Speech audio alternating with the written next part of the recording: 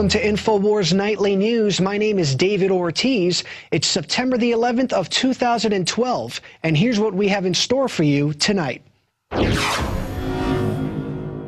Tonight, on the special 9/11 anniversary edition of the Infowars Nightly News, Alex Jones breaks down the smoking gun evidence that 9/11 was an inside job. Plus, proof that toxic ground zero dust caused up to 50 types of cancer will finally force the government to compensate victims. Then, Defense Secretary Leon Panetta threatens Iran with war, as U.S. intelligence claims Iran is one step closer to building the bomb. And Linda West hits the streets to find out how Americans feel about losing their freedom to the ever-expanding T.S.A. Gestapo in a post-9/11 America. That's coming up on the Infowars Nightly News.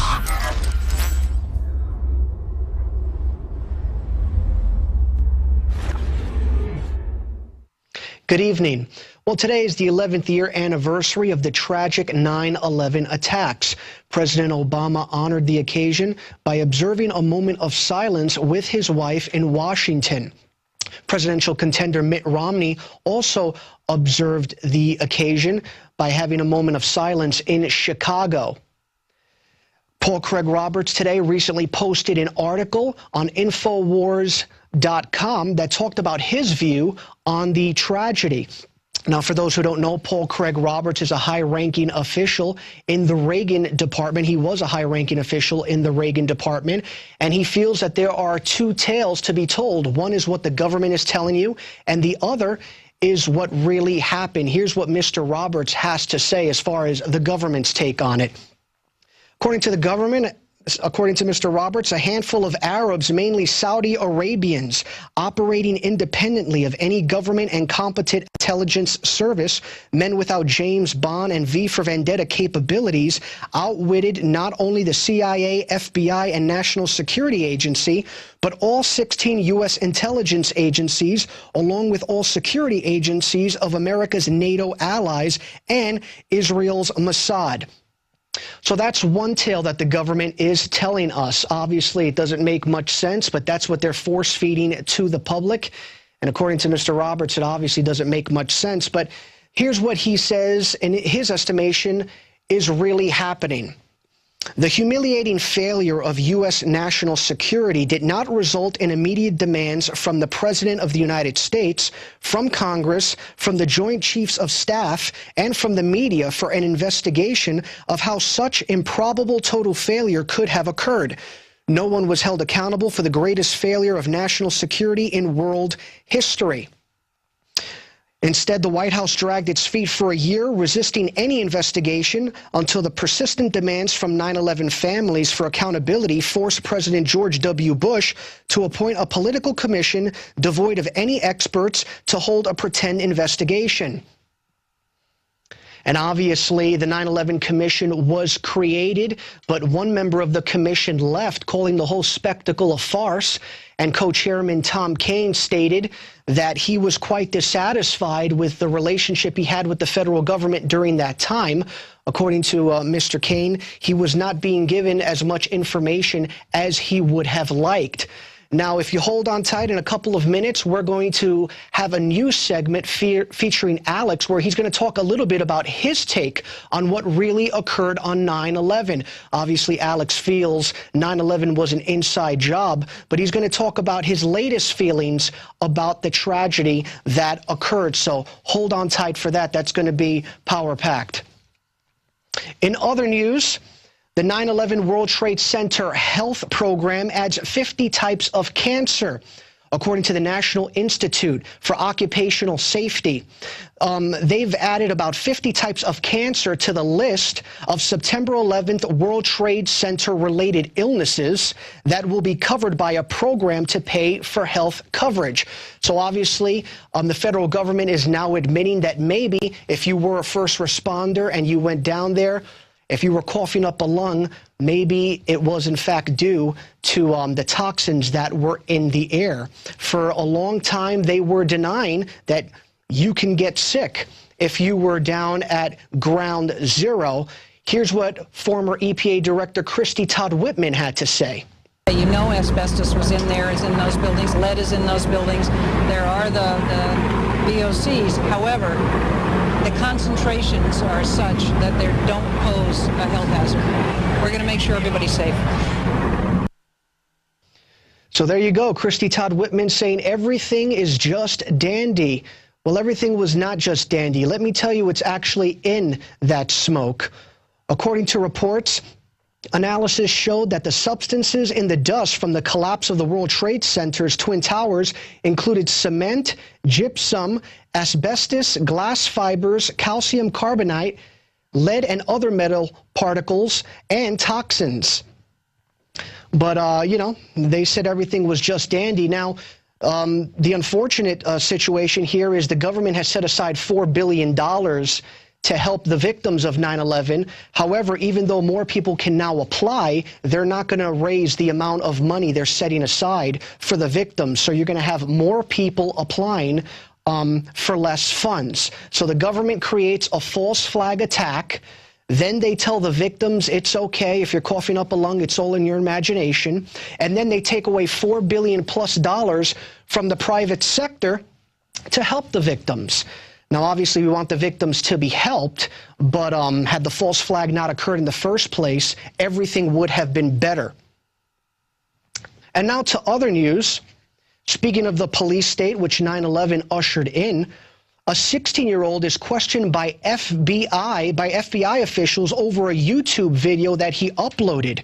According to Justin Hallman, a 16-year-old, after having uploaded a YouTube video which highlighted how America was slipping into a police state, he was visited by FBI officials. They knocked on his door, and according to Justin, they tried to get him to join the dark side. According to Mr. Hallman, they attempted to recruit him to spy on Anonymous. Mr. Hallman says, they wanted me to be an informant, to possibly put my life in danger, to help them arrest and gain intel on Occupy protesters and hackers. So isn't that amazing? He uploads a video onto YouTube talking about how the police state is growing and getting out of control. And who knocks on his door? The police state. We're here. Mr. Hallman also said that during his conversation with the feds, they were asking him about conversations he had with his teacher about the Illuminati. They were wondering why he was asking questions about the Illuminati. So how does the FBI even know that he's having these conversations? The FBI obviously talked to his teacher as well, which is quite concerning. Now, speaking of the police state, we're going to go over to a report, a dynamic report that Linda West has produced on the T.S.A. Hi, this is Linda West reporting with Infowars.com. Today we're at the Austin airport and we're going to be asking people about their feelings about the ever-expanding T.S.A. In L.A., they've passed a new Policy 1, which makes it illegal to videotape or photograph at the airport. But while it's still legal here we are. If they plan to expand the TSA, which they do, and to go into train stations and sporting events, if you have to walk through a TSA and get scanned to go into the mall, would you still want to do that? Do you still think that would be needed? Probably not. And I recognize terrorism can hit anywhere. Right. But I doubt they're going to hit me at Kohl's. Things like your card being taken, having a picture taken of your car when you go through the toll road. Right. Having that kind of record of where somebody was at some time, I think, is kind of Big Brother. Really starts to impede our freedom. At what point do you say, I'd rather have my freedom instead of a possible terrorist attack? Or, I mean, for that point, you know, Yellowstone could blow. Or yeah, it's kind of like, you know, the taxes. You know, taxes keep increasing every year. You know, I'm a very successful businessman, and each year more comes out of my pocket and less out of other people's pockets. So, so that's also freedom that's getting taken from me. Let's just say that I am not 100% trustful of the government. What are your feelings about the TSA? You know, touching children's private parts, that's an abomination to me, and you know, doing it in the name of security and with these fears that are, you know, falsely painted in the eyes of the masses in order to basically control this planet, make it into a prison planet. I don't know about all this TSA stuff. I mean, I want to see what it's going to do. You know, I mean, you know, I mean, since you asked me. Yeah, that's why I'm asking. I'm more shaky now than I was at first, you know. Come down and looking around, you don't know what's going to happen, you know. So they're more or less perpetuating fear in us. You're right. That's what it's done to me. Yeah. As we were interviewing people in front of Starbucks, a self-designated citizen spy took it upon himself to call the police on us. They arrived minutes later. Do you feel safer now that the T.S.A. is there patting people like you and I down? No. You don't feel safer? No, I don't. I felt like I was in like a Nazi camp or something. But it's just part of their plan. I already know what it is. It's just, you know, it's the New World Order. I went out on the street to ask everyday Americans how they felt about our quest for protection in our country. With the never-ending T.S.A. expansion, drones in our skies, and even citizen spies on our streets and the local Starbucks. Despite the fact that we all grew up in America that we proudly hailed as the home of the free and the brave, what I found is that the America we're living in now is the home of the fearful and willingly enslaved. This is Linda West, signing off with Infowars Nightly News.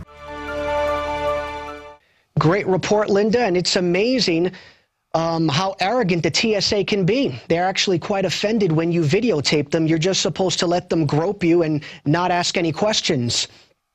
Now in education, the U.S. Department of Education has announced that 79% of Chicago 8th graders are not proficient in reading, and they've also announced that 80% of Chicago 8th graders are not proficient in math.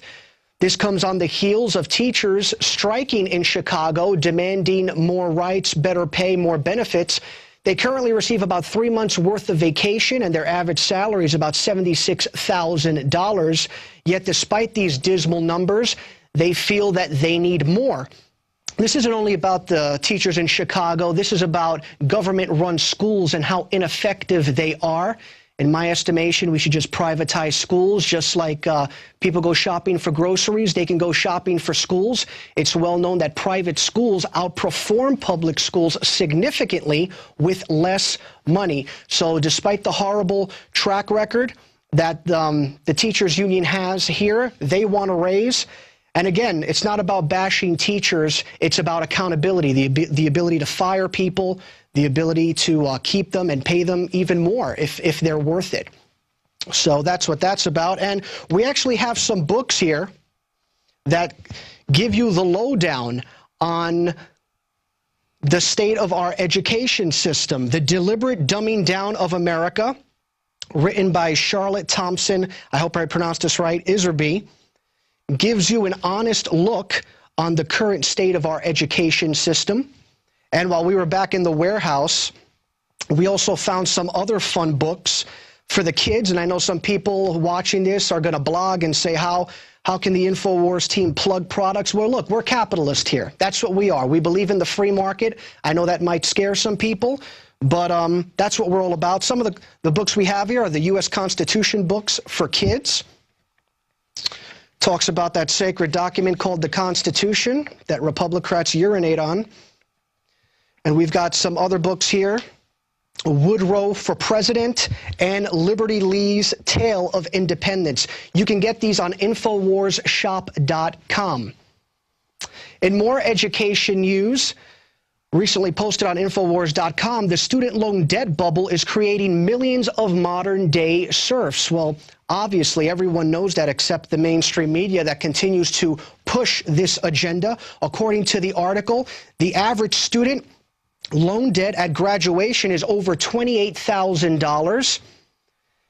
The article also points out that 1 out of 6 Americans that owe money on a student loan is in default. And another staggering statistic that the article shows is that 29% of Americans ages 25 to 34 are still living with their parents. So despite those horrid numbers, the government, the establishment continues to push the college scam. Obviously, we love education here. We think people should read books, stay in touch with the news. go to seminars, but you shouldn't have to mortgage out your home in order to learn calculus. So that's an unfortunate situation. And now we're going to go to more news with Jakari Jackson. Jakari Jackson has some hard-hitting news. Over to you, Jakari. Thanks, David. This is Jakari Jackson reporting for the Infowars Nightly News. Headline: Panetta, U.S. will attack Iran if it decides to build nuke. We have the forces in place to be able to not only defend ourselves, but to do what we have to do to try to stop them from developing nuclear weapons, said Panetta. Despite evidence to the contrary, the United States and Israel claim they believe the Islamic Republic is working toward building a nuclear weapon. They say these criminals who have hijacked our country, they say that they're building a nuclear weapon, so they must be, just like Bush with the yellow cake. He says, hey, they're over there in Iraq baking more yellow cake than Betty Crocker, so it must be true. But it reminded me of a Kurt Nimmo article that he posted earlier this year. Headline: The U.S. and Israel set stage for false flag and Iran attack. Events over the last several days revealed that the United States and Israel plan to conduct a false flag terror event to be blamed on Iran. The event will likely occur within the next 6 months and will result in an attack on Iran prior to the November election. We keep hearing all this talk about how Obama needs a false flag to reconnect with the people. This could very well be it. You know, lately they've been targeting, returning veterans and just real patriots, but they could blame something on Iran. So we'll definitely stay tuned to this. This is a very serious situation. We hope they don't attack Iran, but hey, in desperate times, they do what they have to do. So stay tuned to the Infowars Nightly News for more on the story as it develops. Next story. Will humanity survive the singularity? This by our very own Alex Jones and Paul Joseph Watson. As the elite steers technological progress towards the singularity, man merging with machine, the majority of humans will cease to have a purpose or even be able to function in a brave new world run by a scientific dictatorship. Continuing. The advancement of technology is not being used to empower humanity, but to enslave humanity. This process is being overseen by a technocracy that simultaneously expresses its desire to see the human population reduced in large numbers. The elite have been obsessed with eugenics and its modern-day incarnation, population control, for well over 100 years. And that goal of global population reduction is still in full force today.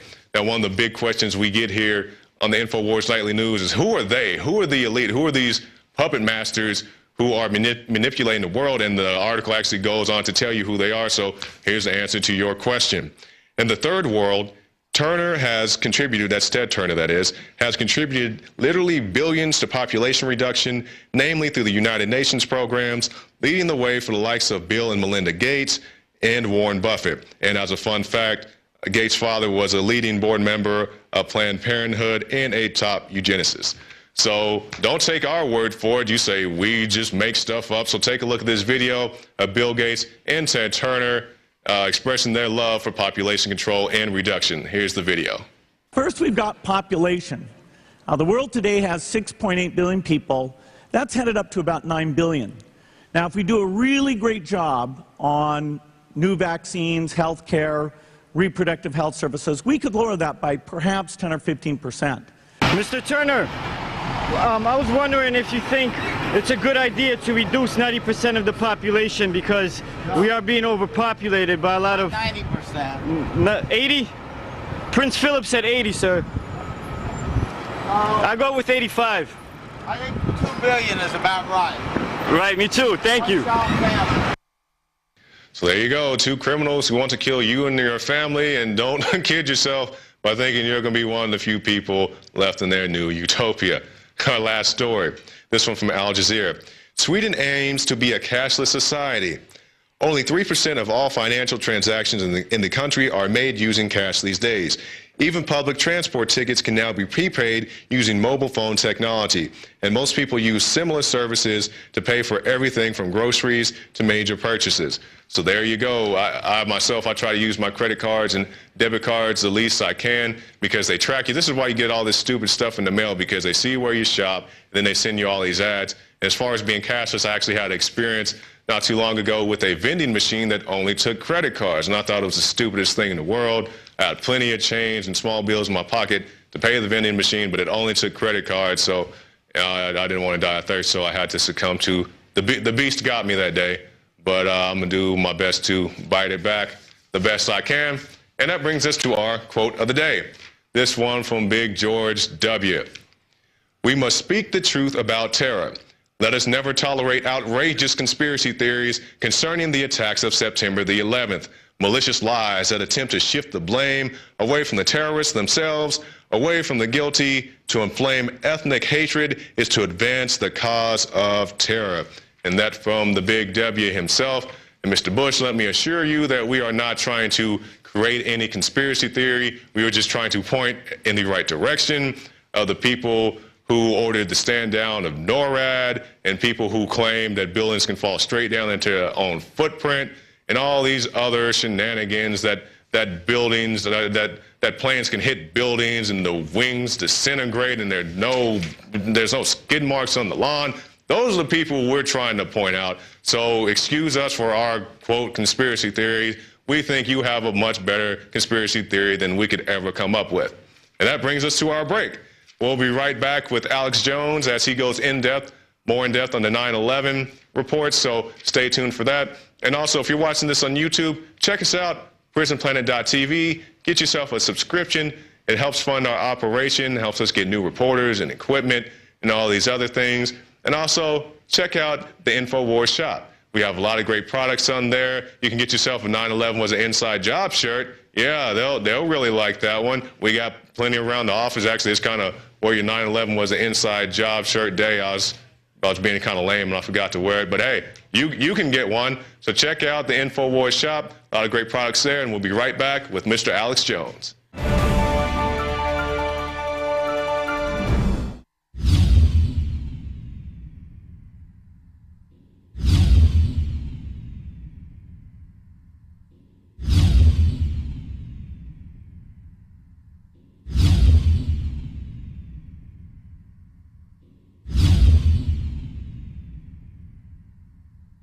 Alex Jones here with a message to fellow freedom lovers. The prognosis for the entire planetary economic system runs from bad to worse. The globalist model is to shut down societies and starve patriots out until they acquiesce to the global takeover. That's why we've assembled the most vital and important preparedness items at InfoWarsShop.com. These are items that I did research on, that I personally use. You've got the life straw, so you can turn fetid water into safe water anywhere you go. The K-Tor hand crank generator to charge up key equipment during power outages or out in the field. Strategic Relocation, 3rd edition by Joel Skousen. When Disaster Strikes by Matthew Stein. ThyroSafe, used by Homeland Security to protect yourself during any radiological event. Hand crank shortwave AM/FM radios. Everything that we've researched and found to be the best is available at InfoWarsShop.com, and your purchase makes our InfoWar possible. We're getting prepared. Are you? InfoWarsShop.com. Sick of the globalist eugenicist control freaks adding poison to your water and laughing as you get sick and die? Start purifying your water with ProPure. My friends, I've done a lot of research, and the best gravity filter out there, bar none, is ProPure, and it's available discounted at Infowars.com. Its filters are silver impregnated to prevent bacterial growth. There's no priming required. It's NSF 42 certified. Optional fluoride filters can reduce fluoride up to 95%. Easy to set up and use. Doesn't require electricity. Purify water from lakes, streams, ponds, and wells. This filter system leaves in beneficial minerals, which is key. Save money by not buying bottled water and avoid BPA that leaches from the plastic. ProPure is the best gravity-fed filter out there. It's what my family uses. Infowars.com already has the lowest price on ProPure. But if you add the promo code WATER at checkout, you get an additional 10% off at Infowars.com. You can also call to order 888-253-3139. Welcome back to this special edition of InfoWars Nightly News. It, of course, is the 11th anniversary of the tragic attacks of September 11th that not only took the lives of close to 3,000 Americans, but has also been used to destroy the basic liberties and freedoms, not just here in the United States, but in the rest of North America and across the world. Governments everywhere are using it as a pretext to torture, murder, and spy on their populations. And different military-industrial complexes of the planet have enriched themselves on the back of the 9/11 fable and those that were killed. The good news is, as was covered earlier tonight by David Ortiz, now the government, 11 years later, admits there was asbestos and that the firefighters, police, and other heroes are dying in record numbers of cancer and do deserve health care. But that doesn't mean they'll actually get it. Just incredible. They can't even get insurance to cover it. Of course, we, the conspiracy theorists that don't believe known liars, have been proven correct yet again. Of course, we knew at the time that they had done CAT scans of people's lungs just a few weeks later and had said that they were filled with asbestos and powdered concrete and glass, and that many people had died. So it is good that finally the truth is coming out. But we knew then that Christina Todd Whitman, the head of the EPA, had first said the air was deadly, but then was ordered to say everything was okay.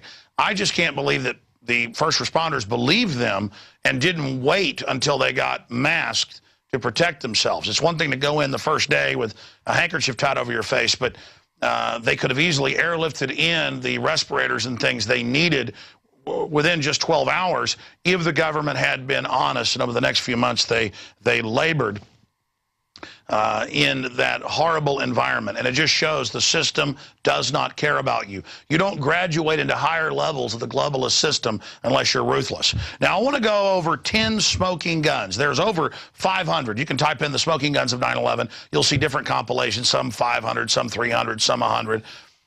There, over 300 of them are absolutely iron-tight proof that the official story is a fable and that inside job is the only explanation. That said, I just want to hit 10 of these right now, but I also want to add this point. The biggest smoking gun that we're not going to list here is historically not just our supposed government with Operation Ajax and Northwoods and so many other staged events, but other governments have been caught engaging in false flags throughout history over and over and over again.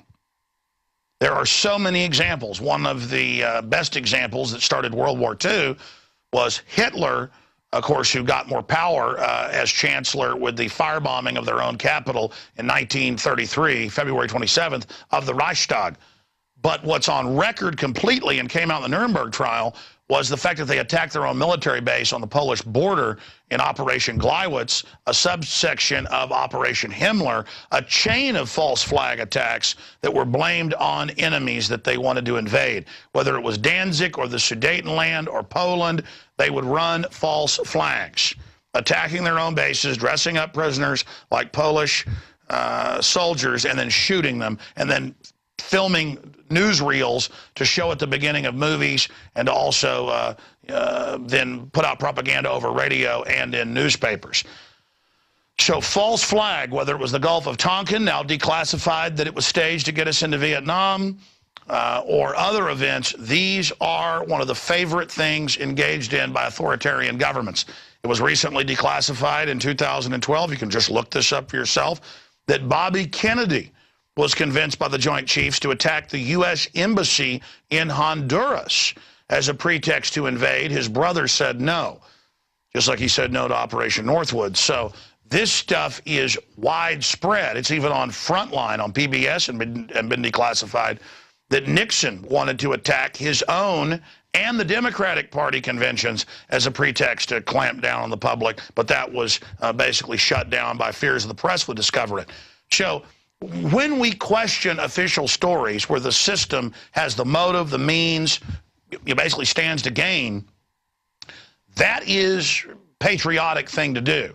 Because if you're not aware of false flags, self-inflicted wounds, staged terror attacks, problem, reaction, solution, Hegelian dialectic, if you're not aware of that in history, then you invite the system to do this.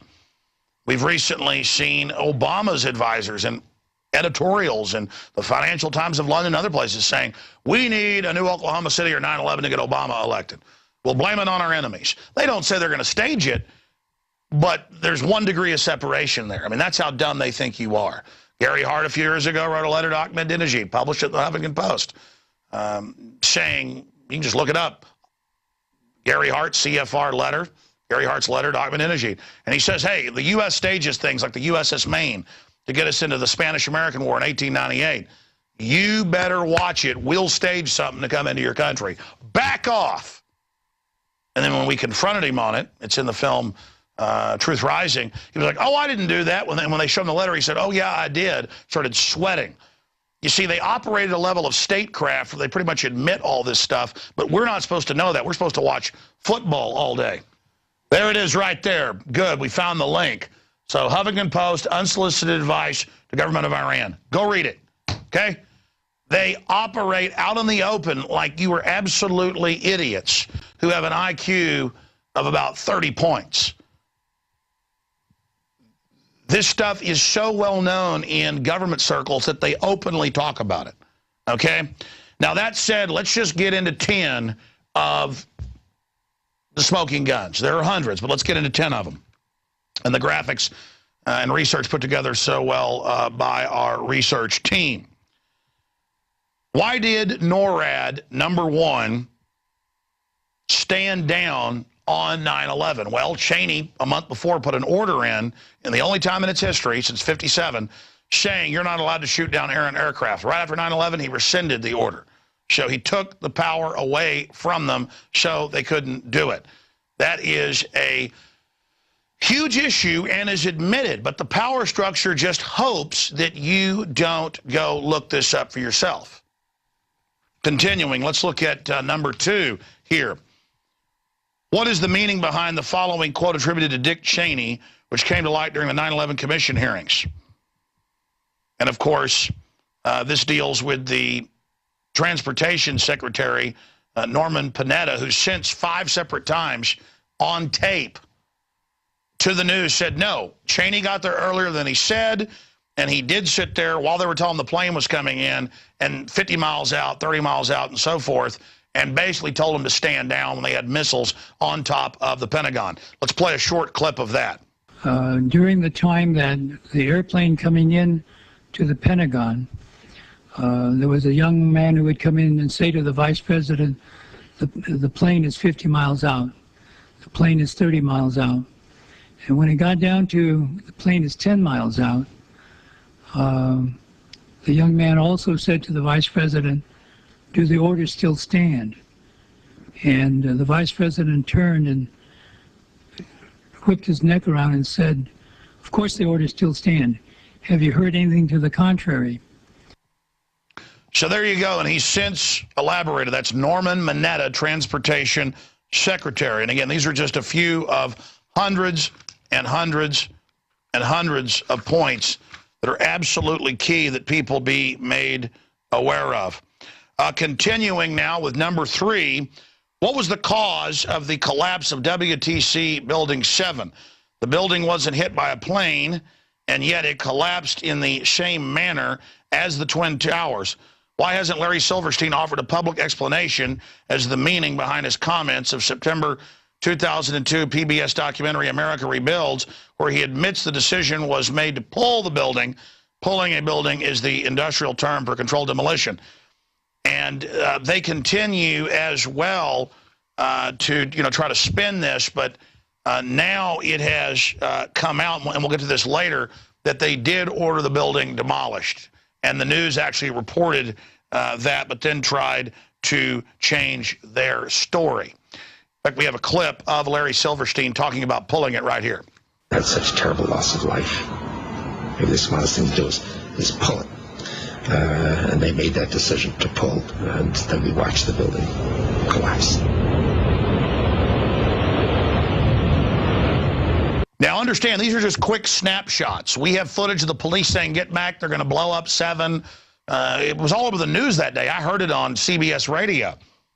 And people said, oh, no, you didn't, but then later it all came out. There's literally dozens of these clips. But we had the BBC, and before that, CNN, report that Building 7, 47 stories, had already fallen into its own footprint before it even happened. And then it happened. And then BBC said, oh, that footage isn't real, and then later had to admit it was real.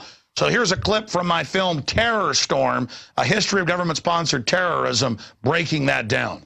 In late February of 2007, 9/11 researchers reviewing archives of live news coverage from September 11th discovered to their shock that BBC World had reported that Building 7, also known as the Salomon Brothers building, had completely collapsed over 20 minutes before its actual implosion.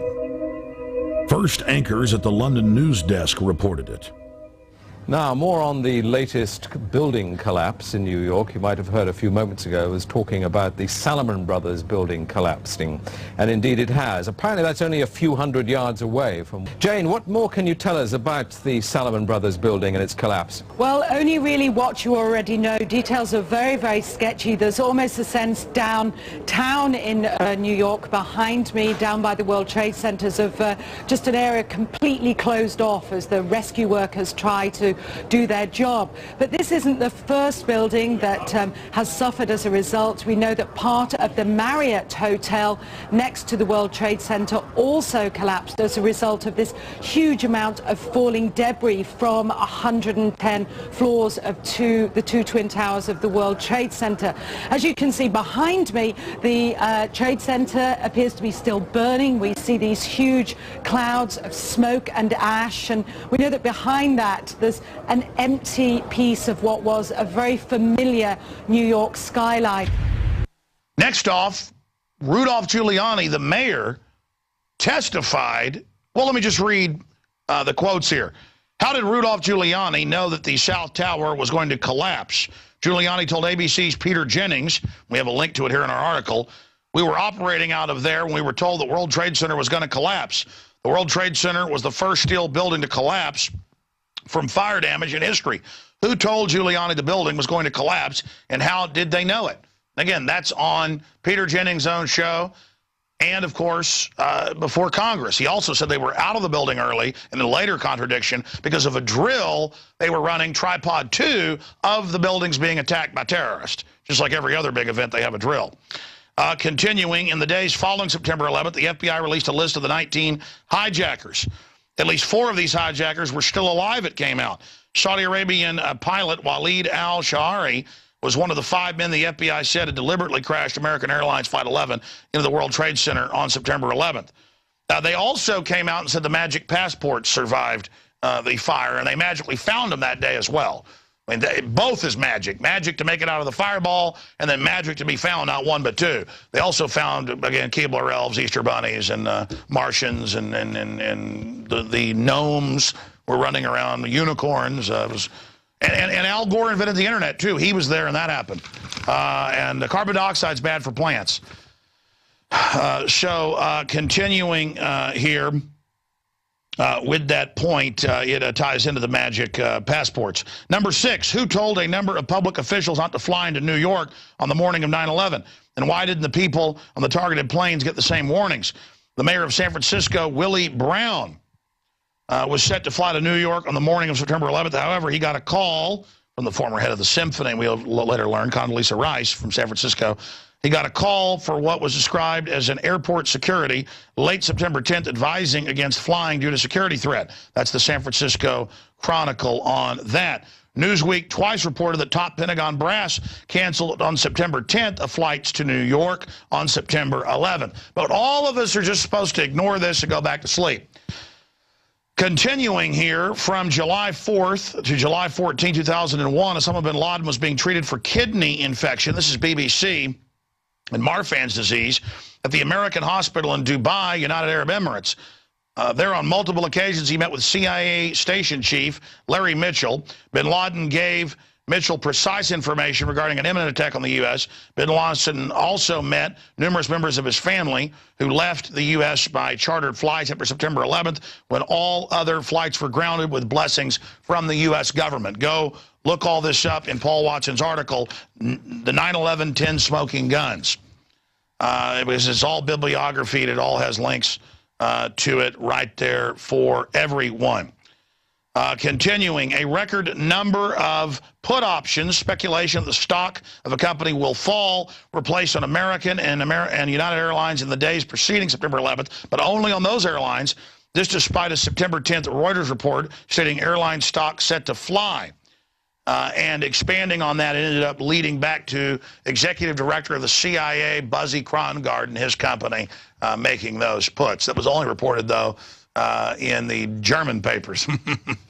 And the former German CIA director, Andres von Bülow, who speaks good English, which we should have him on, he wrote the best-selling book in German, 9/11, CIA coup, is basically what it translates to, and his findings are it was a staged event. Same with the former Italian president, who was also the former head of their intelligence. Oh, and now the head of the Italian Supreme Court's come out saying it's an inside job. Oh, but of course they just carried out false flags against their own people, movie theaters, shoot-ups, you name it, to blame folks in the 70s and 80s with the U.S. government, Operation Gladio, so they know what they're talking about.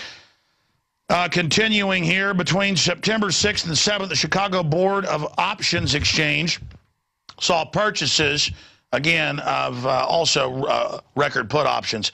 And number 10, Pakistani ISI Director General Mahmoud Ahmed instructed Ahmed Umar Shakith to hotwire $100,000 to the 9/11 lead hijacker Mohammed Atta, and it just goes on from there. Since September 4th, he met with top brass at the CIA, Pentagon, and the White House days before ordering that wired. And, of course, I should also add that you have 6 of the 10 9/11 commissioners coming out and saying it was all a cover-up and that the government was involved, but you're supposed to forget about that. You've got the head of the Defense Language School, Colonel Butler, saying it was an inside job. The list goes on and on. Listen, that's why the government tries to finance groups with wild conspiracy theories about particle beams and stuff from space. And look, I'm not saying people shouldn't have their own view. That's fine. But I saw that pushed by the media. I know when national media is here, they want to talk about that because they think that'll discredit a history of false flag terror, the admissions of blowing up 7. Okay? You know, clear blast points and squibs and bombs going off. That's the issue.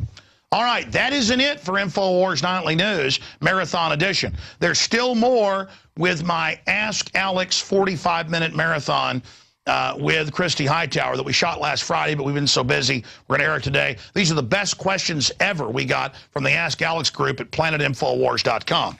And again, we're risking our lives, our names, our sacred treasure to bring you this info. If you believe in this type of information, visit InfoWarsStore.com, where we have the great Pro Pure filters discounted by 10%, where we have the books, the videos, the T-shirts, everything at InfoWarsStore.com. That's how we're hiring the graphics people, the editors, 6 new reporters, everything. We are going 110%, so be sure and visit InfoWarsStore.com. It's amazing. All the best prices there on products I've used, I've tested, I believe in. I use it, I believe in it, I promote it. It's all there, InfoWarsStore.com. Again, thank you all of the live viewers of the show. Great job to the entire crew.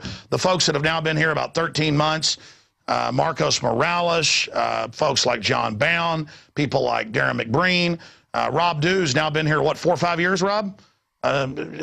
Just amazing. And, of course, everybody else here at the office and all the new reporters, Jakari Jackson, just everybody. Of course, David Ortiz on earlier anchoring the show. Amazing job. God bless you. We couldn't be doing all of this without you out there supporting us, viewers.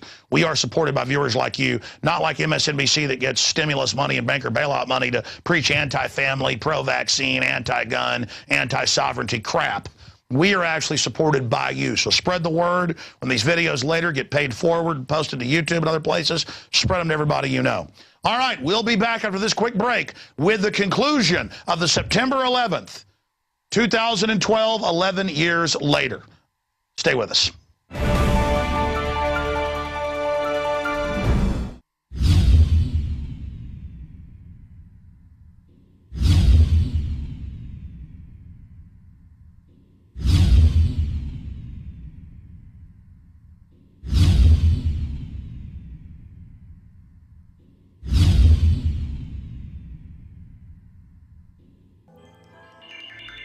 Alex Jones here with a message that could revolutionize health in this country. Going back about 1.5 years ago, I began to learn from friends like Ted Anderson about the incredible health effects of longevity products. And I started promoting them some because I'd seen his weight loss, his health, all the things that had happened for him. Now, I've only stuck my toe in the water and lost a little over 40 pounds, and I'm still big. Aaron Dykes, who you know has been working here for 6 years at Infowars.com, lost 92 pounds. We're going to show you some before and afters. He began to hear the guest on my show 1.5 years ago. He began to do his own research, and he implemented the information that Longevity and InfoWarsTeam.com is promoting, and had dramatic results. And that's why I'm telling our listeners and viewers, you need to go to InfoWarsTeam.com and try just the essential fatty acids, the Beyond Tangy Tangerine, and the Pollen Burst Plus. And I believe you'll be blown away by the dramatic results that I've had and Aaron's had. Aaron, break down what happened, your story. I've been overweight in my life for far too long. Years ago, I lost a lot of weight, more than 50 pounds, but it came right back. I wasn't able to keep it off. More recently, I've worked really hard with diet and exercise to try to lose weight, but I just didn't get the results. It just didn't happen, and I wasn't able to stay motivated long enough to reach my goals. Then I saw what you were doing with InfoWarsTeam.com and the great products, Tangy Tangerine, kind of the base one to start with. I wasn't even trying to lose weight, but I got it because I wanted to feel better energy. I wanted that nutrition, didn't even understand how that could kickstart my own weight loss goals, but the products did that for me. I found myself suddenly losing weight, more energetic, wanting to exercise, wanting to eat the right foods. And they don't even advertise it as weight loss. They don't, but it became... But pharmacist Ben Fuchs explains that's what happens if you're overweight, because you're no longer hungry because you're getting what you need. When you start taking their proprietary formulation of essential fatty acids that blows the competition away. When you start taking Beyond Tangy Tangerine and Pollen Burst Plus and the other key longevity products, it is incredible.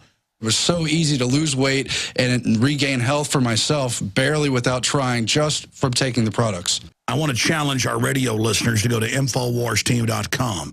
so you can see for yourselves the incredible results Aaron and others have achieved with longevity products that are discounted at wholesale prices at InfoWarsTeam.com.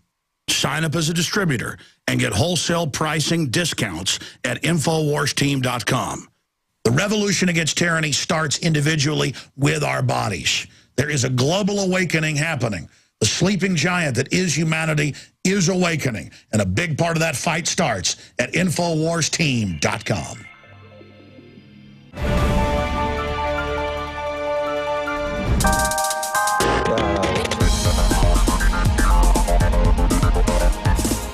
Hey, Christy Hightower here with Alex Jones. We're going to be answering your questions from the Ask Alex group on Planet Infowars. It's been a few weeks since we've done it, but we're back, and so we're going to get started. Alex, let's start with the first question.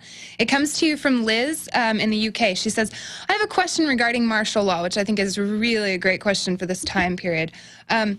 I can understand the government declaring martial law in specific areas and states as a response to some sort of disaster, but what sort of catastrophic event could occur resulting in a nationwide declaration of martial law? You talk about it on your show, and the suspension of the Constitution, therefore. So what are your thoughts there? Well, I love doing the Ask Alex because they always bring up such great questions. We've been so busy the last 2 weeks or so that we haven't done one.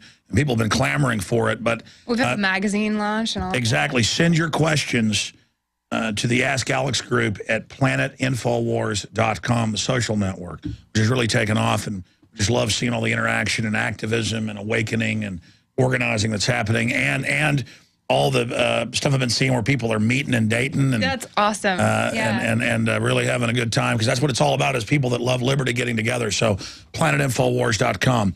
First off, before I answer this question, I just want to say this. I'm not saying over the years that they're going to declare a big martial law. We're going into martial law with the T.S.A. running checkpoints on the streets, with them sticking their hands down our pants. We're under a form of martial law when police are arresting people at the DNC, peaceful protesters, and asking the government to hold them and saying the DOD is saying protest is terrorism, and so we want you to hold them. I mean, that came out this week at the DNC. That was mainstream news, straight face. Well, why is he in jail? Well, we put him on a list. Now the list, like the no-fly list, is just you're an extremist. You're on a pickup list. Right. We're to the point of pickup list, and we're just here calmly talking about it. What do they call those centers again? The re-education camps. Well, there's FEMA camps. FEMA, and then they have the intelligence gathering centers. Threat fusion centers. Fusion centers. Thank you. Yeah, which are really federalization centers. I mean, we have Army manuals now. They're public that say re-education in America. So it's kind of like there's a pot of water on the stove with peas in it, and it's been on simmer, and the water's warm, and now they've turned it up some. I mean, you're on the stovetop. You're in a police state. It's growing. The NSA admits they're spying on you without warrants. Congress won't pass the Cybersecurity Act that totally takes over the web. Even CBS News admits shuts down a lot of freedom. And Obama says he's going to sign an executive order. So all of these things, arbitrary executive power, executive orders telling us that NATO's in charge of our military, the NSA spying without warrants, felonies each time. They just admit they do it. Whistleblowers come out, they don't get in trouble. You know, that is, the NSA doesn't. Right. They're using the NSA now on journalists and whistleblowers, which are protected. So I wrote a story 12 years ago, back in like 99, saying it's martial law and it's 3 on the Richter scale. Each level it doubles. We're at about a 7 now. And hot martial law, rounding everyone up, shooting them in the back of the head, you know, burning down whole neighborhoods, stuff like that. That is a 10. I mean, we're at a 7, a 7.5 or more. What? Because each time it goes up on the Richter, it doubles. Yeah. I mean, you understand that? So we're under martial law. They call it security. It's a takeover via the nanny state. It's oppression under the rubric of safety and security. And we just take it because we want, yeah, Listen, safe. All the dentists my dad talks to have been approached by Homeland Security to spy on their patients. And what do they? Not their Muslim patients, which would be bad enough and violate patient, doctor rules. Because they're claiming the terror threat was Muslims. Yeah. Now they're flipping it to everybody. It's what are they saying? What are they doing? What drugs are they doing? It's just a total snitch network. But not even to keep us safe. This is a authoritarian takeover.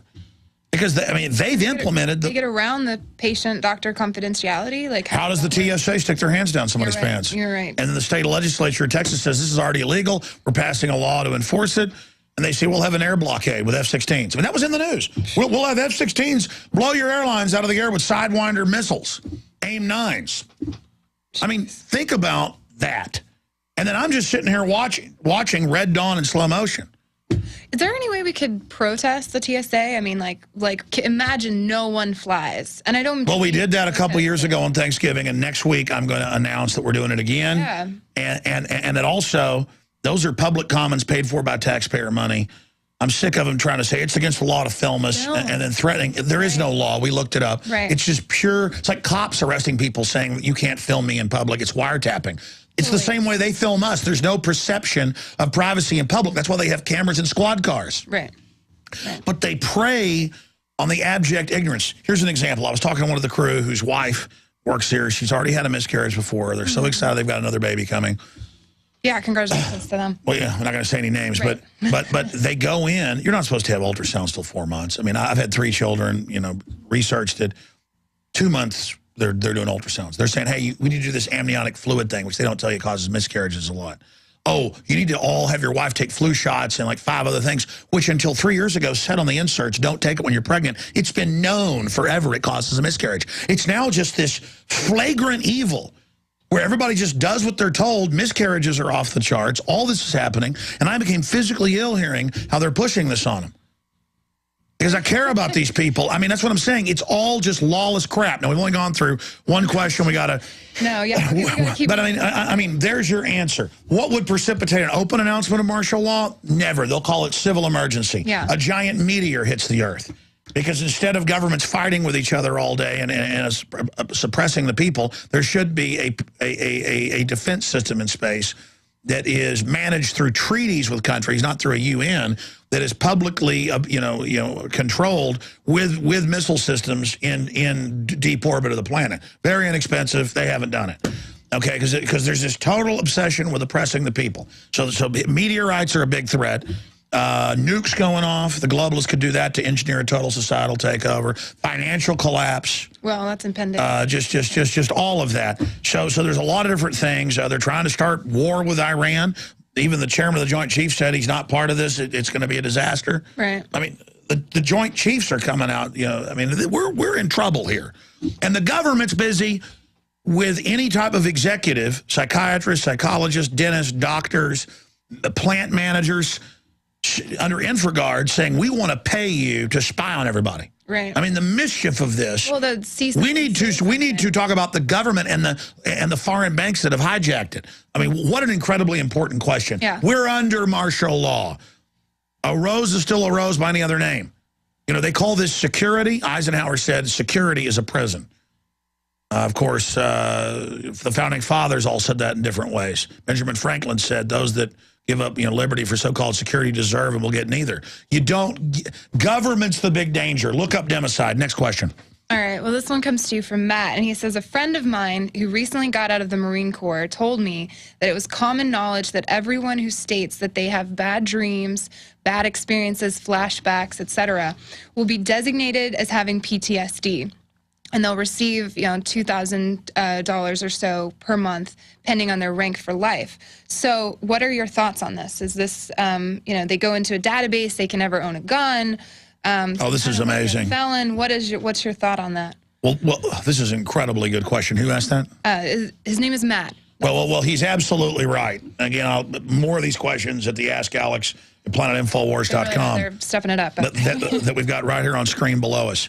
PlanetInfowars.com. Please get everybody together. That's a part of the solution, is organizing there. There are real problems with PTSD, burnout, shell shock, whatever you call it. They've known about it forever. That's why you don't serve more than a year. You have more PTSD if morally people question it. Because if people know it was unjust, your body's mad at you. Your subconscious, your brain. There's a tribal human function, a self-destruct, if you've been a bad person.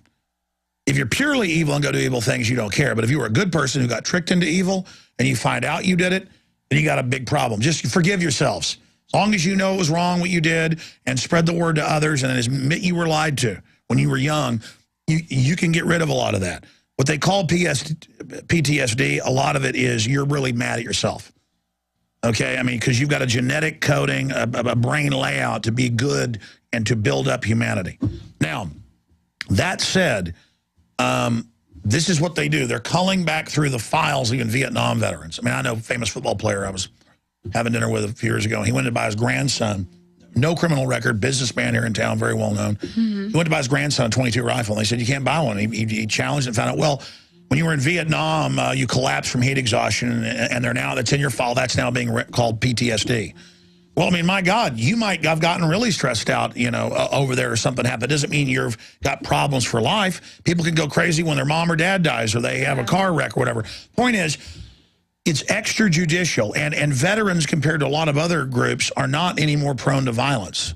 So are they doing this because they know how to shoot a gun? I mean, that's it. They are. You can show groups that are engaged in violence and things, but just because in a group somebody does something, they don't all then lose their rights. So they don't have the gun control laws unless you're a felon. You can't own a gun. So they're just saying, well, this new bureaucracy says that you can't own a gun, and then they induce you. Oh, go see the Army shrink. Go see the Marine Corps shrink. So you've been 5 tours we forced you into. So your foot's blown off. And we've given you a prosthesis. They make guys with limbs blown off fight still. And, well, you know what? We're going to let you out now instead of another tour. But just agree you're having these nightmares and all this stuff. And now, because now if you have a nightmare, you can't have a gun. And then, but don't worry, we're going to put you on welfare now. We're going to make you dependent. You're a decommissioned piece of equipment. We're going to send you back and basically mark your sheet that you're evil and you're bad and you can't own a gun. And then take your rights extrajudicially from an entire class of people. Because if you look at the full spectrum of groups that engage in crimes, veterans are about in the middle. So there's all these other groups, and they're going to be next that are more prone to commit crime because statistically that group, and it's all according to race, gender, religion, all this stuff, it's incredible. It's like saying, well, New York cops shot 9 people to get one guy who had a gun, innocent people. Yeah. The cops, again, on a bridge today. Someone, there'd been a robbery on the bridge. So they just came and shot a bridge worker. And it's like, oh, well, that's just what they do to keep us safe. But statistically, they're more dangerous in New York than anything else. So statistically, because the New York cops are so bad, do we disarm all the other police around the country? No. Police, they're going to say when they get ready to get you out, you've got PTSD, so you can be marked as an enemy. See, They're getting ready to go to machines, combat robots and stuff. So they're worried about the old line enforcers. In this metamorphosis towards pure evil, you're going to help bring in the police state. Then the robots are going to take over. You know, the pre-programmed autonomous drones, ground robots. DARPA said that. So they're just getting you ready in the next 10 years or so. There'll be little special units that are with the machines that go out. And the rest of you are enemy number one. Hitler did this, getting rid of the brown shirts. Ernst Röhm and others that took him to power. About this today. Stalin, Mao, they all did it. And you're fools. So enjoy your little rank and your power trip now and all of this. You are the enemy of the New World Order. They hate you more than anybody because they think you might resist them. So it's outrageous.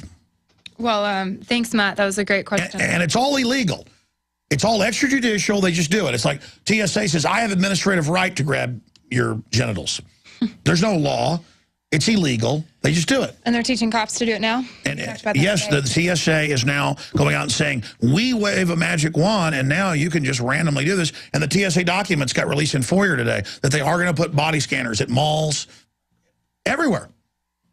And it's not just be TSA. The feds are going to certify with a magic wand private security to do it. It's just a total takeover. It's all of America and the West has been turned into a giant re-education camp. What's the next one? The next one comes to you from Falcon 57, and he says when the county judge in Texas mentioned that more police are needed to repulse an invasion by the federal government, wouldn't it be better to call for armed volunteers? It was a practice by the sheriffs in the past, where they'd call their posse. Yes. We need the counties and the cities and the states that still have people that understand there's been a foreign banking takeover and that they're incrementally taking over faster and that these people serving this are collaborators. Federal government's gone. It's not a question of feds versus the states now. It is captured by foreign banks. They brag on the news. I've played the clips, CNBC, all of them. Mm-hmm. We've written articles like banks declare they've conquered America.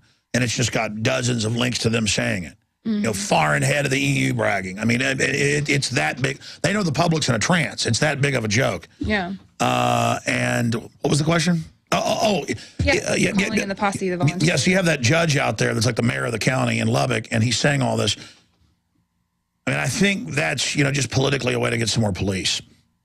But I do get their fact that he's saying civil unrest is coming. I need more deputies. The problem is they always have the deputies out revenue generating.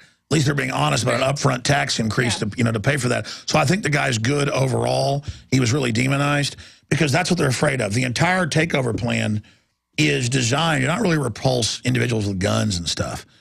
It's designed to take on legislatures. If you read all the different governor council stuff, the John Warren Defense Authorization Act, it's all designed around states waking up, counties waking up. Because states will wake up when the whole state's going bankrupt. They may be able to artificially bankrupt California by design and have everybody go along with it there. But Texas and places aren't going to like that. So it's all designed, like when Perry, said, I'll secede, and they were on standby to come in. Or we won't let you grope us at the airport. They were on standby to come in. I mean, they really understand that. The globalists have taken over the federal government, that their biggest threat is the people through legitimate government saying no. Because then people that are scared and feel isolated will come together around that. So do you still believe in an official government then? Like if the federal government's gone, some of the states are still good. We should take our states over through the political system and information and have the states point out, hey, the feds are illegitimate, soldiers stand with us. And then we can get the country back. Just like the Joint Chiefs are saying no to the Iran attack and saying this is crazy and going public, saying don't blame us if Israel attacks. They understand this is madness. This is Hitler turning into Russia. This is Napoleon going into Russia. I mean, this is earth-shattering stuff going on. They see history. The crazy bankers that make 40-to-1 bets with other people's money. Right. That chutzpah, bravada filled, they think they're getting away with this. So these are really great questions today. We've got to hurry, though. What's the next one? Okay. Fatuz, that's, I guess, your screen name. Fatuz, Alex, the government has every intention of using VMADs, like non-lethal microwave devices on us. And the FCC says that in an excess of 7 milliwatts per centimeter cubed is what they limit microwave oven leakage to. So the VMAD system can be several orders of magnitude higher than this. Cell phones, non-ionizing radiation, changes brain chemistry, and can cause cancer. Satellite-based VMADs technology is currently in use targeting U.S. citizens. So what do we do to stop this? Well, that's actually true from the research we've got. We know they have research satellites doing that. There can be weapons weapons delivered, and they also have blimps and other things. Explain that to me, because this is actually... Well, I saw an article in, and I need to dig it back up. I want to say it was like 99. Aaron the other day was able to dig up the article. I said, Louisiana, barcode cards, they revolted, they beat it. He went and found it. So maybe Aaron can find this. Oh, awesome for Mark. And we show it on the next one. But I remember a Baltimore Sun article where DARPA was like, yeah, we're practicing putting up towers that we'll send out calming waves if there's riots, and it's microwave. And I already knew about this, but it's like it's in the newspaper. Right. That was like 13 years ago or something. So this is all real. And they admit they're already deploying the big microwave guns that are actually hundreds of times what they say is safe, that you know, burn your skin. And they can turn it up even more. They've also got these big lightning bolt weapons now that's a plasma beam that they're preparing for us. They've got guided shotgun rounds. It's fired out of a shotgun that can actually follow you and change course. Sensor kind of stuff? Sure, it locks onto the target and it basically follows it. You can pull it up. The point is, all of this high tech with our money is being deployed against us. And it's like a kid in a candy shop with the system. And they're just hiring... There's scientists working on the other side of this, thinking like, if we were to be... Well, here's the problem. As Eisenhower said, all the money... 90% of research plus is now taxpayer funded. So the government can just specifically direct it. So not really. It's just giant. It basically the rise of the robots run by technocrats above them. I mean, it's a nightmare scenario. But yes, they've got microwave guns, sound cannons. They've already used them against citizens. They shotgun people every few weeks, kill them with rubber bullets. It's like, just another citizen. You got Time magazine writers saying we need dead babies on parade, bloody dead baby beauty pageants. And it's like funny. People are like, Alex, don't get upset. We do need dead baby, beauty pageants. Who was that, Aaron? Joel Klein? I was covering that today. I mean, it's just, we've lost touch. We're a society going into terminal decadence. And it's just those of us that aren't evil and crazy and demonic, we're the bad guys now. What's the next thing? The next one is 007 Country Boy and Ben. They kind of both asked the same question. So it says, hey, Alex, is there any truth in Putin being advised that the U.S. military is planning on removing Obama before the election? I don't know anything about that. Okay. Obama's a puppet to a great extent, but the group of oligarchs behind him has actually upset some big groups in the power structure because they're starting to realize, the tyranny's a real deal, and that they're going to be endangered by this as well. When you get rid of rule of law and due process, it endangers everybody. Oh, yeah. And anyone who's studied other tyrannies, you don't want this. Even if you're an evil globalist, when you really start getting down to this, down to the end game of this, there's not many slots at the top. And this is not a good system. Yeah. Okay, well, the next one actually comes to you from Jana, and it says, I've been marketing a new non-DEET mosquito product, and we had a lot of internet traffic I monitor, and I noticed that much of our online traffic has subsided. So I checked the ISPs that have visited our site, and there's a suspicious one, and it ended up being the USDA in Fort Collins, Colorado. So what can I do to protect our interests as an all-natural remedy for mosquitoes? Now, I really don't. I mean, I understand some of the question, but not overall. Yeah. There's people on government computers, tens of millions, that are just surfing the web. So it's not always, I mean, sometimes we have like 50,000 government computers logged into Infowars.com or PrisonPlanet.com, or thousands logged on to PlanetInfowars.com. It's mainly people just on their lunch break or whatever surfing around. I mean, government employees just do whatever they want. They go to Las Vegas. I mean, it's people are surfing the web here too, but I mean, it's bad in government. So that doesn't mean but because new products do get looked at by them, I mean, just follow the different things that are out there, to sell your product. I mean, I can't really comment on that without doing prior research. I didn't see these questions beforehand. Okay. I like to keep it fresh. No, that's good. It's good to have it that way. All right, this next one comes to you from Country Corey, and he says, hey, maybe y'all can help me out. Recently, a friend of mine had to be fingerprinted by the FBI in order to keep her position as a service provider with a charity group she works for. She hasn't done anything criminal and has already worked there for 3 years. So, and every year, I guess, they've had to do a background check, but they never had to do the fingerprinting. So when I talk to her about it, she says, I'm crazy. So are there any ideas you have to enlighten her, to fill her in on how uncool this is, you know. What's happening is first it's drug testing for people you suspect of being on drugs, and it's drug testing for everybody. I one time saw Defense News when they aired it here on the local county cable channel. It wasn't on Access. It was like the county has its own couple channels. And they're like, the Defense Department, wherever you live in the country, is ready to test your employees' urine every day if you want. Here's the phone number. So it's the Department of Defense trying to partner with businesses to test for drugs, while the Department of Defense at the very same time has been caught shipping narcotics in and publicly grows the opium in Afghanistan. Well, yeah. So it's just a way to get into your life, get you used to them being all over you. But to answer her question, a lot of companies opt into these security InfraGard programs. And the executives have little FBI cards, and some cases even have been given FBI authorization in emergencies to use lethal force. Well, any citizen has that under citizen's arrest. If somebody's killing your neighbor, you've got a right to try to defend them. So it's just this whole takeover. And then they fingerprint, they background check, and now the T.S.A. is involved in thousands of industries, saying you've got to get our authorization because you're part of infrastructure to have a job. And it's not just if you don't have a criminal record, they've got to clear you. Just like they've got to clear you to fly. They, no judge, no jury. They just decide. Meanwhile, it's on record. They do background checks to find out if you're a criminal because they want to hire you. Defrock priests, robbers, pornographers, child pornographers, just all of them, just a criminal horde. Well, Hitler did that. Stalin did that. They always hire criminals in their takeover phase. They get rid of them later, because they don't want those type of scum around once they're in place. Oh, yeah. Then they'll kind of bring in a more professional attack dog type that just follows orders after the little infiltrator that thinks they're going to get power. That idiot group is always used. I mean, this is like pancake mix. No, I'm just enjoying your verbiage. No, it's crazy. No, this is like a shake and bake. I mean, this is a formula. This is a recipe. And it's just horrible. And so, yeah, that's what they do, is get everybody enrolled. Oh, to have a job, you give urine, you give retina scans. Oh, you want a Facebook face deals, you got a face scan to do that.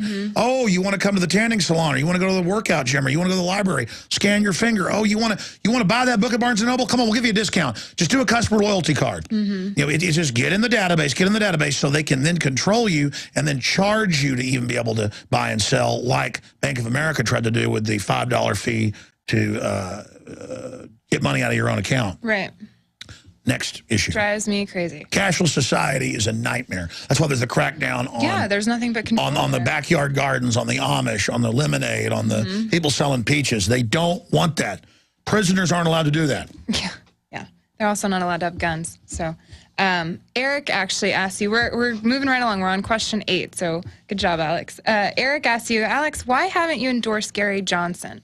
And I included this because I think it's a valid question. Ron Paul, all that stuff earlier. Eric's opinion is he's the only true American running. So what are your thoughts on that, Alex?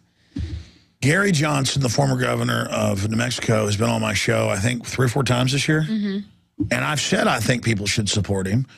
And I said people should give him money. But that's so he can go out and educate people and bring up alternative ideas from the one-party, two-headed monster. No, not at this stage of the game. It's too far along now. Yeah. And the media shut him out of the debates, and I fought to get him in the debates.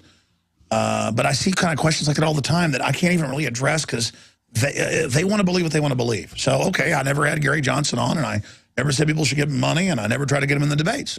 I'm a bad guy. So no, but I mean, I get. But I see stuff all the time like, why don't you talk about the Federal Reserve? And I'm like, why don't you talk about 9/11 truth? And I'm like, I know that 9/11 question is. You've seen that? That was ridiculous. But I mean, I see this kind of like, Alex, you know, it's an inside job, and I'm like, really? No, I didn't know that. It's like, why don't you have Richard Gage on? I don't know, I've had him on about 50 times and put him in a couple films. I mean, it's just I've moved on to Fast and Furious and other false flags. I mean, I still cover 9/11 right 3 or 4 times a week. That's current news. September 11th coming up, and I'll cover it quite a bit next week. Well, again, people know about false flag inside job now. I mean, I'm the one that pushed all those terms out there into understanding. And I'm not complaining. It's just that if someone tunes in one day and doesn't hear what if somebody tunes in one day and doesn't hear what they want, that doesn't mean that I didn't cover it before.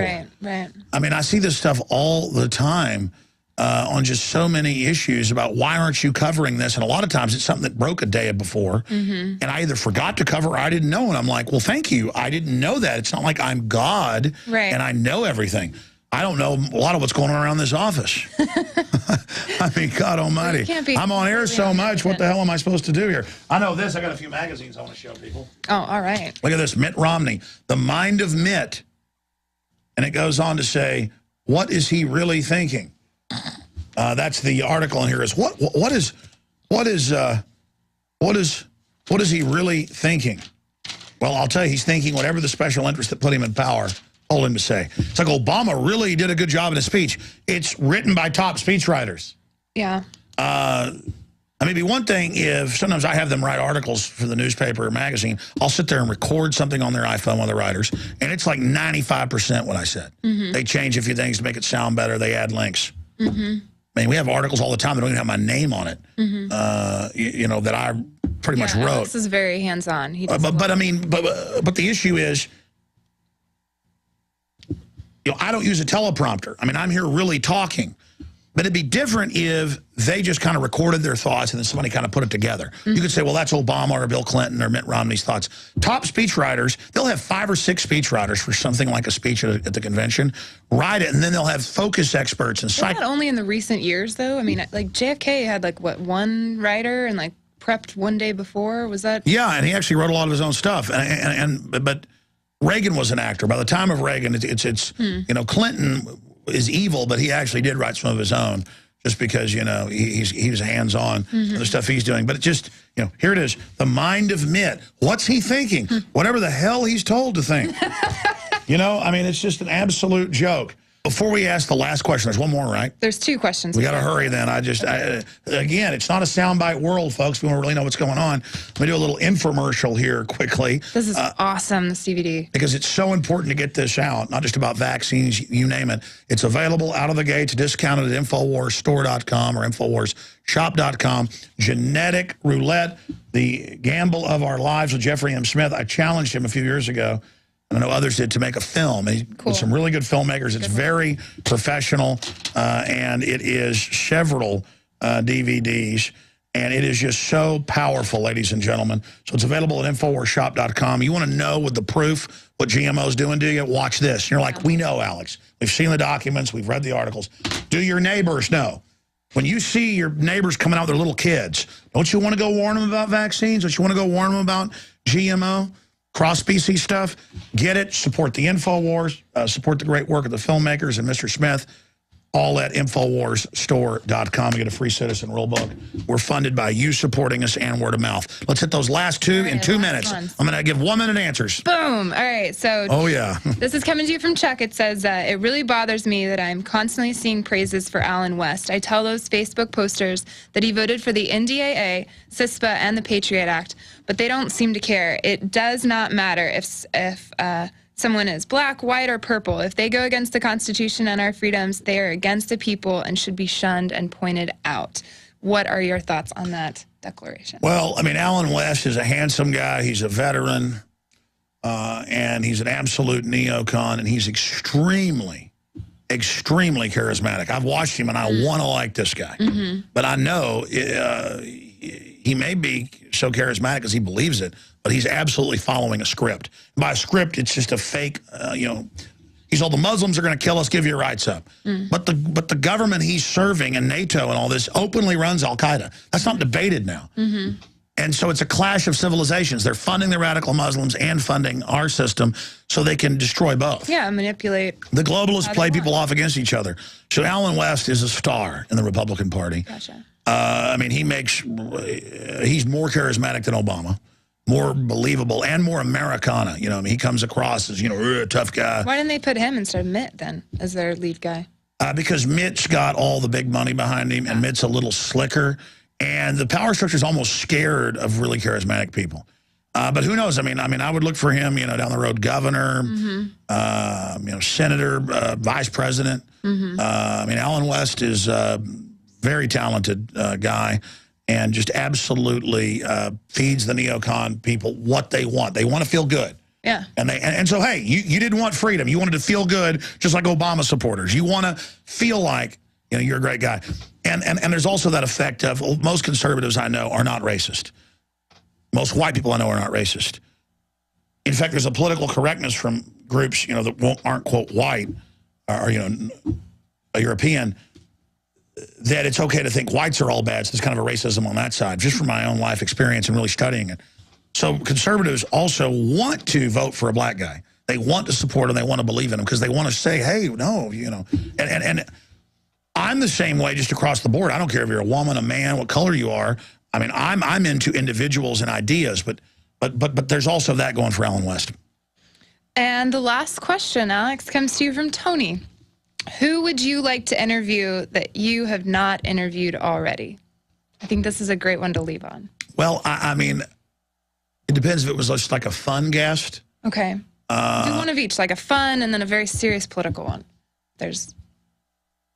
Well, I mean, I would have liked to interview somebody like Alexander Solzhenitsyn, but he's dead. Right. I would have, you find out Ernest Borgnine was a fan, and then you never push him to come on the show, and then they die. Right. Harry Dean Stanton, I found out, you know, knows about the show and was invited to his birthday party with Jesse Ventura, and I didn't want to bug him to get his number and get him on, you know. Right. But it's not like I want that interview. Cool. But I mean, I get to interview Charlton Heston a few times. Only found one of the tapes. That's online on YouTube. I mean, I really like William Shatner. He's just funny. Yeah. Because, I mean, I'm a fan of human beings. I'm a fan of different ideas. I mean, there's so many people. Again, I hadn't seen these questions till you went over them. That's a really good question. Politically, I mean, I've gotten to interview pretty much everybody I've wanted to interview. There's neat people, you know, folks that I admire, people that I want to be able to ask interesting questions of. I'd probably want to really be able to interview people like Henry Kissinger, now that I think about it, or somebody like David Rockefeller. Grill them, kind of? Well, yeah, like an hour-long interview face-to-face, like where they have 2 minutes, you have 2 minutes, to really appeal, because I've worked so much that I can't ever really find that magic moment to get through to people, even if they're dark. But you can see that in a speech I gave the city council where we didn't have the votes, and I gave them a speech against the Patriot Act, and we got the vote we needed. Nice. And they passed the thing saying, we will defend the Bill of Rights. We're going to stand against the Patriot Act. And I was able to really be eloquent there and give, you know, a perfect 10 speech or close to it. You know, it's one foggy, you know, VHS video somebody gave me, but it was a packed hall. That was, I think it's on YouTube. Somebody called it Alex Jones, Real American Hero. We didn't name it that. It's some other channel. But it's a clip out of Matrix of Evil. Something like that. I would like to be able to talk to, say, you know, the head of the Rothschild dynasty. Like Luke Radowski got to talk to him, and he actually turned and looked at him. There was kind of this moment. He was about to say something, and then Luke said something, and Luke says he wished he wouldn't have jumped on him, but I'd have done the same thing. Yeah. Now that I think about it, I'm glad you asked that question. I'd like to interview the top globalist. I'd like to talk to them about what they're doing to humanity, you know, how they've sold out, and the fact that they're already in hell, and if they have any humanity, there's still time to turn back. And on that note, great job, Christy. Let's make sure we do this again next week. We couldn't do any of this without you. Spread the word. PlanetInfowars.com. Thanks for the awesome questions, y'all. I really appreciate it. Yeah, and great out of the hundreds of questions you got. Also, send... letters to the editor for your magazine? Letters to the editor for the magazine. We're getting ready to start working on that next week to you know, write articles, some originals for that. Yeah, letters at Infowars.com. Letters at Infowars.com. Letters at Infowars.com. You can follow the Infowars magazine Twitter. Hey, we could have an Ask Alex in the newspaper. That'd be awesome. Now that I think about it, maybe 2 questions, or yeah, like maybe letters from the editor, because I want that to be like a whole page. Yeah. And then next to it, maybe a little quarter page. Where they came from. Well, yeah. Well, questions from questions to Alex. Yeah. Send them there. Letters at Infowars.com. You know, I see them on Facebook, on Twitter, on Planet Infowars. I mean, I see questions to you all day long. If you want, I can just start calling those together, and we can start putting that together. Sure. I mean, I just want to put some things in the magazine that aren't anywhere else. Right. All right. Well, that is it. You can sign up for the free magazine to be emailed to you when it comes out at Infowars.com/newsletter. That's it. Have a great weekend. Thanks, y'all. Keep those questions coming, and ask Alex on PlanetInfowars.com.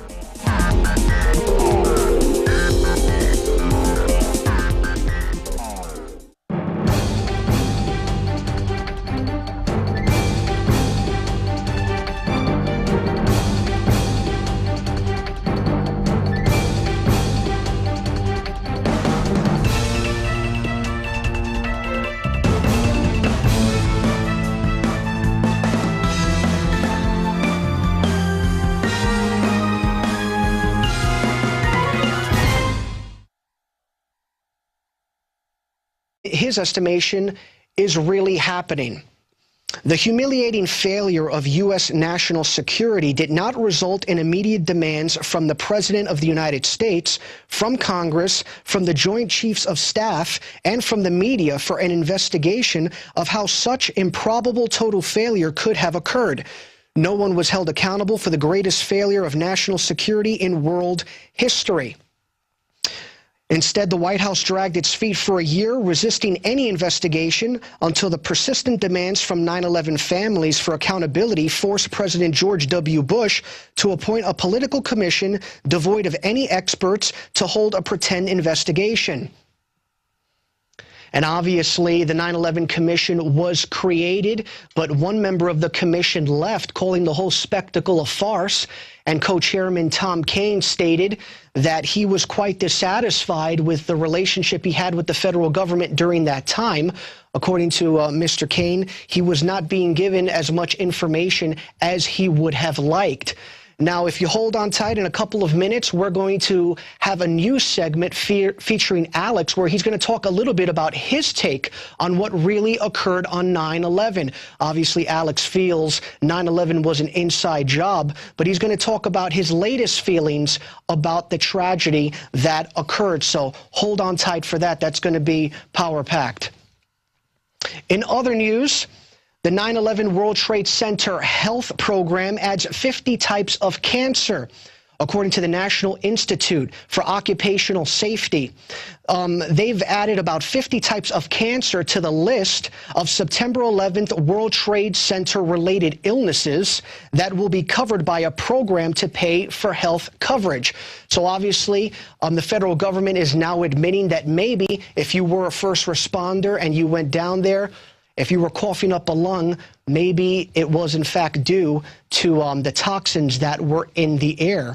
For a long time, they were denying that you can get sick if you were down at ground zero. Here's what former EPA Director Christy Todd Whitman had to say. You know asbestos was in there, is in those buildings, lead is in those buildings. There are the VOCs. However, the concentrations are such that they don't pose a health hazard. We're going to make sure everybody's safe. So there you go. Christy Todd Whitman saying everything is just dandy. Well, everything was not just dandy. Let me tell you what's actually in that smoke. According to reports, analysis showed that the substances in the dust from the collapse of the World Trade Center's Twin Towers included cement, gypsum, asbestos, glass fibers, calcium carbonate, lead and other metal particles, and toxins.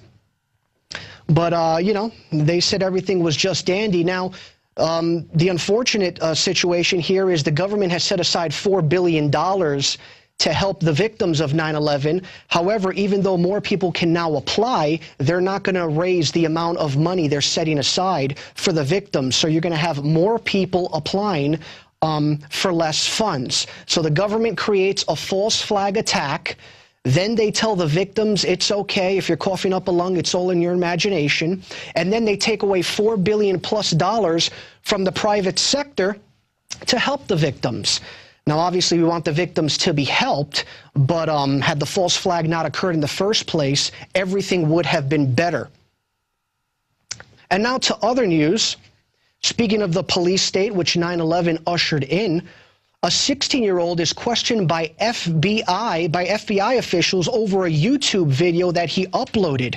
According to Justin Hallman, a 16-year-old, after having uploaded a YouTube video which highlighted how America was slipping into a police state, he was visited by FBI officials.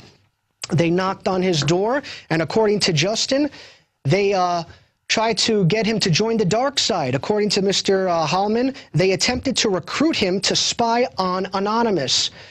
Mr. Hallman says, they wanted me to be an informant, to possibly put my life in danger, to help them arrest and gain intel on Occupy protesters and hackers. So isn't that amazing? He uploads a video onto YouTube talking about how the police state is growing and getting out of control. And who knocks on his door? The police state. We're here. Mr. Hallman also said that during his conversation with the feds, they were asking him about conversations he had with his teacher about the Illuminati. They were wondering why he was asking questions about the Illuminati. So how does the FBI even know that he's having these conversations? The FBI obviously talked to his teacher as well, which is quite concerning. Now, speaking of the police state, we're going to go over to a report, a dynamic report that Linda West has produced on the T.S.A. Hi, this is Linda West reporting with Infowars.com. Today we're at the Austin airport and we're going to be asking people about their feelings about the ever-expanding T.S.A. In L.A., they've passed a new Policy 1, which makes it illegal to videotape or photograph at the airport. But while it's still legal here we are. If they plan to expand the TSA, which they do, and to go into train stations and sporting events, if you have to walk through a TSA and get scanned to go into the mall, would you still want to do that? Do you still think that would be needed? Probably not. And I recognize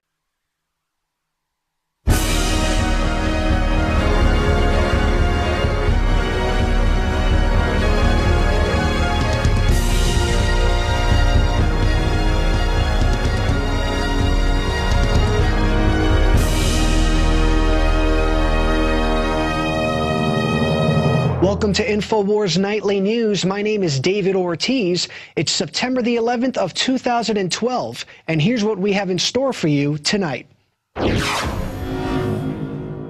Tonight, on the special 9/11 anniversary edition of the Infowars Nightly News, Alex Jones breaks down the smoking gun evidence that 9/11 was an inside job. Plus, proof that toxic ground zero dust caused up to 50 types of cancer will finally force the government to compensate victims. Then, Defense Secretary Leon Panetta threatens Iran with war, as U.S. intelligence claims Iran is one step closer to building the bomb. And Linda West hits the streets to find out how Americans feel about losing their freedom to the ever-expanding T.S.A. Gestapo in a post-9/11 America. That's coming up on the Infowars Nightly News.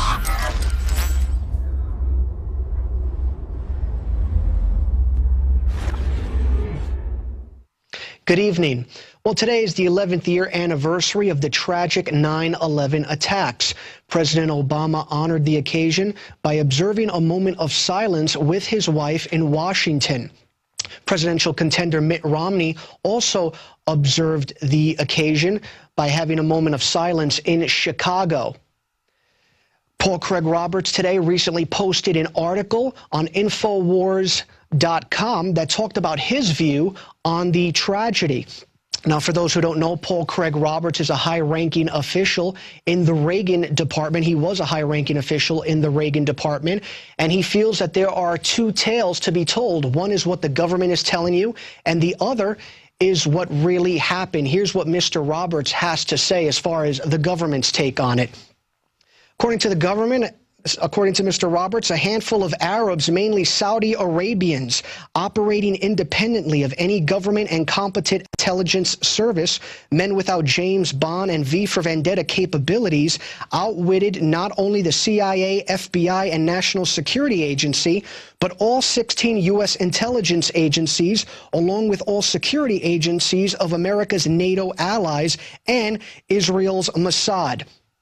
So that's one tale that the government is telling us. Obviously, it doesn't make much sense, but that's what they're force-feeding to the public.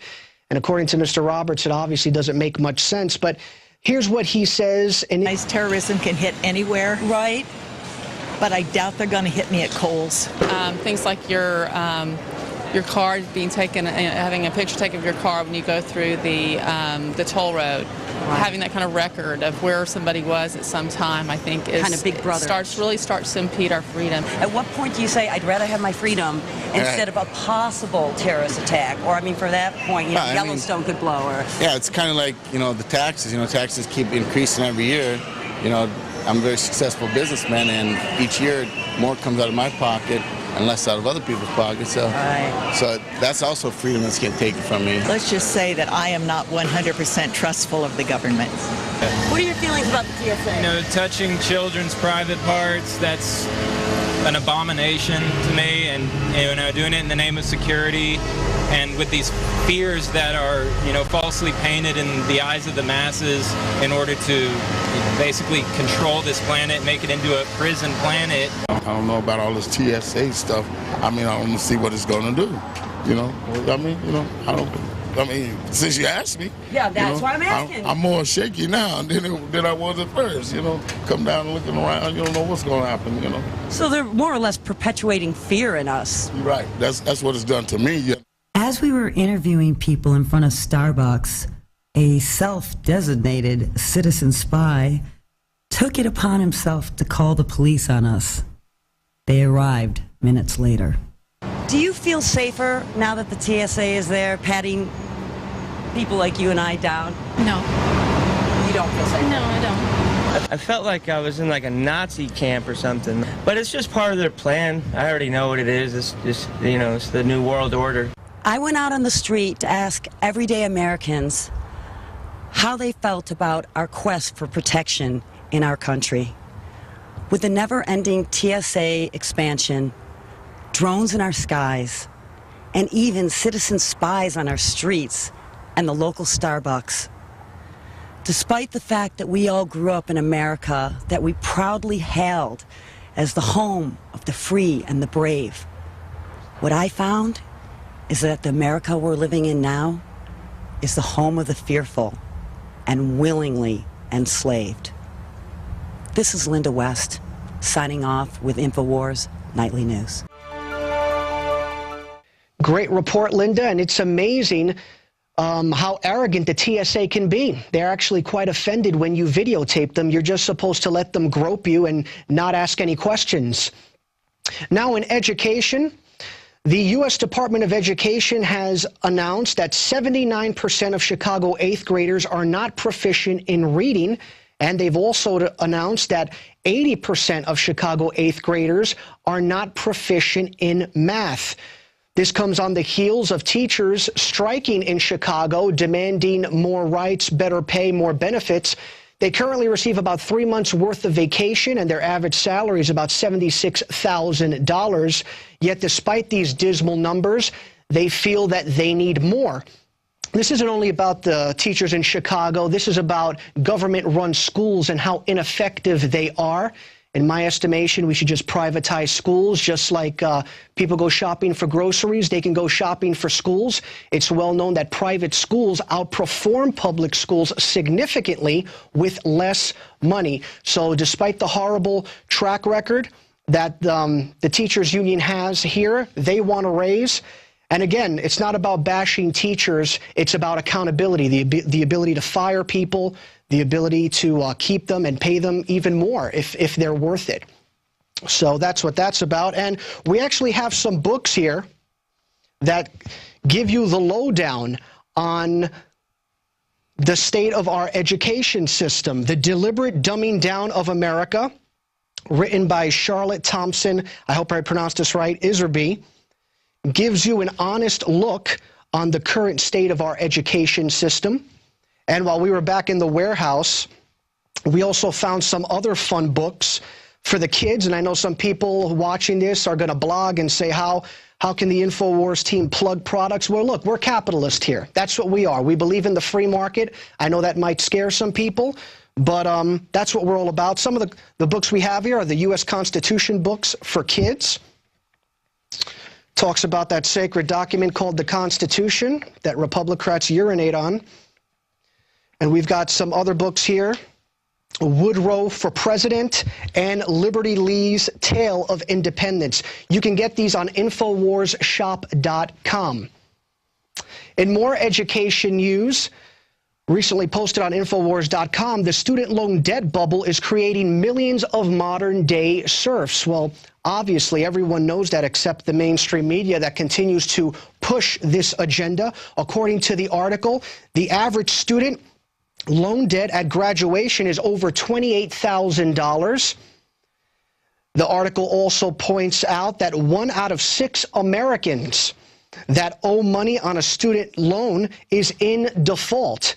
And another staggering statistic that the article shows is that 29% of Americans ages 25 to 34 are still living with their parents.